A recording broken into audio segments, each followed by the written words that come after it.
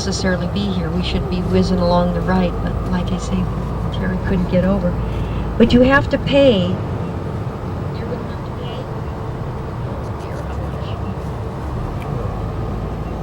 There's a picture. Theirs in the cantilever style, and San Francisco built theirs in the suspension style.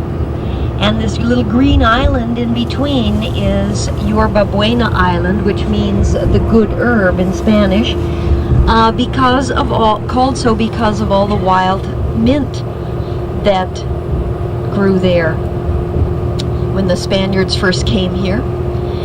The low-lying island down below us on the right is Treasure Island, and you'll see two great big aircraft hangars. That is a man-made island, and was built to be this airport for the city of San Francisco. But when the bridge was built, they decided it wasn't such a good idea to have planes landing with the bridge and the fog. So the Navy traded some land that it owns. Well, they traded some land that they did own, which was way down the coast to the left, for Treasure Island, and now the airport is located to the south of here off the left. This island was then used by the Navy for many years, and it has recently been made redundant, and now they're using all these former naval facilities for other purposes.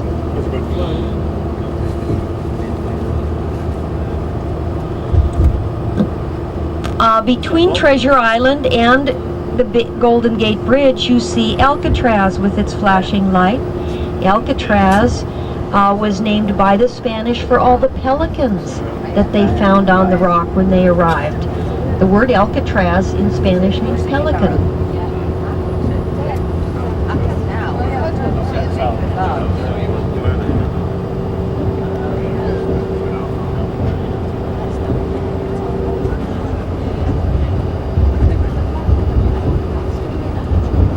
Well, they closed down the bridge that day to film that, because as you'll notice, everybody on the top layer is going into town.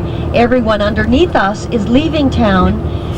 But he was leaving town and he was on top, wasn't he? Yeah, now you can see Alcatraz off to the right.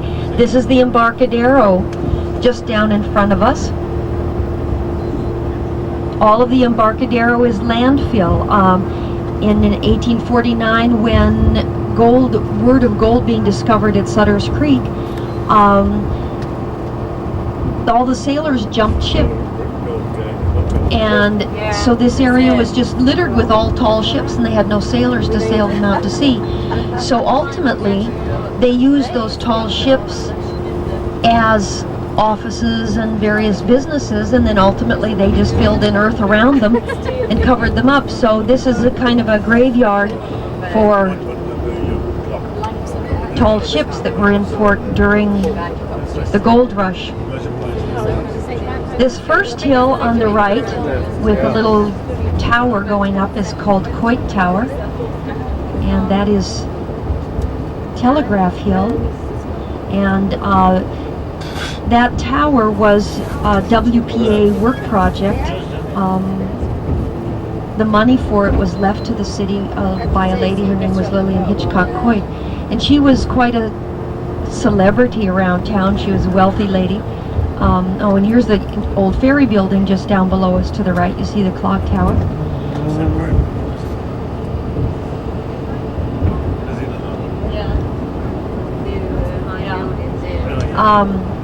Anyway, Lillian Hitchcock Coit had a fascination with firemen, and you know, we remember the earthquake of 1906 where the city burned. Well, in fact, San Francisco burned up to no less than 6 times during its early days, but the 06 earthquake was, of course, the big one that everyone remembers.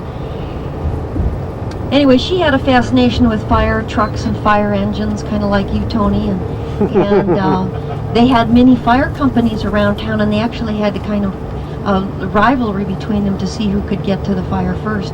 And I think her favorite company was the Knickerbocker, I don't know, number 6 maybe. She had a diamond and platinum brooch made to honor the firemen. And she'd quite often ride along with them. And I guess there was a story that once there was a wedding and she was a bridesmaid in this very smart wedding, and she heard the fire alarm go off, took one look at her bouquet, tossed it away, and hiked up her skirt, and off she went, grabbed her fire gear, and left the bride to fend for herself. And she's one of the many characters of San Francisco. I think every eccentric that felt out of place somewhere else in the world came here. And here, it made no difference how wacky you were, because there was always somebody wackier.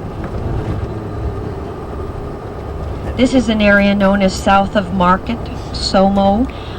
This used to be light industry and like warehouses and things, and now most of these buildings have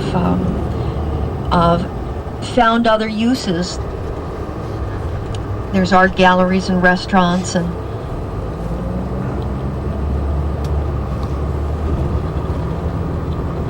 Terry's going to take us down onto the Embarcadero and around to Fisherman's Wharf, where we'll drop you off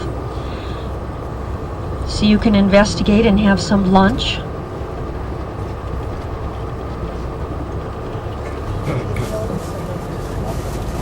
Some of the specialties of San Francisco are clam chowder, and it is a thick, kind of creamy soup with potatoes and vegetables and clams in it. It's quite a specialty here.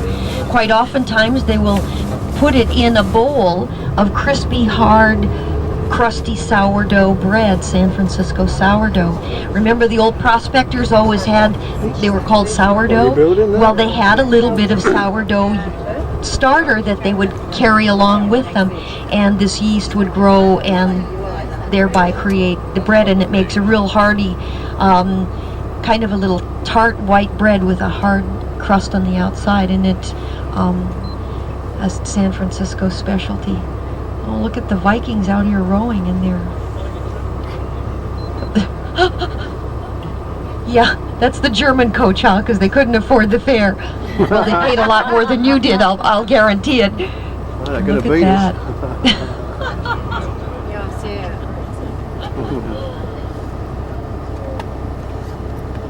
You know, the answers I don't have, Eddie's got them. You know, it's amazing how many.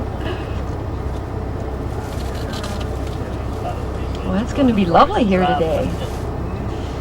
But just because the sun is shining doesn't mean it can't get cool and breezy like that. Here you can see the Bay Bridge with the 2 layers.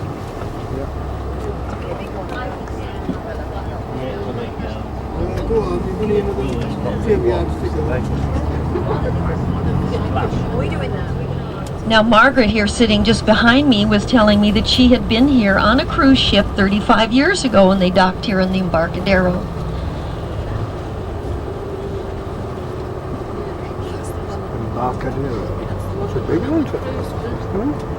Now San Francisco is a walking town.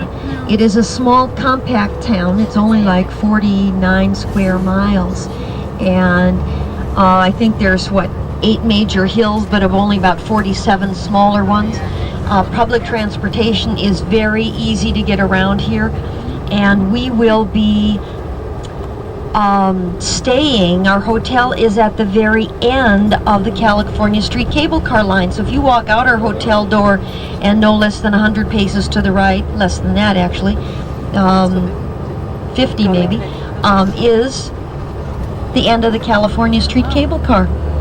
So all you have to do is hop on, and you can go to Chinatown, you can go to Fisherman's Wharf, you can go downtown.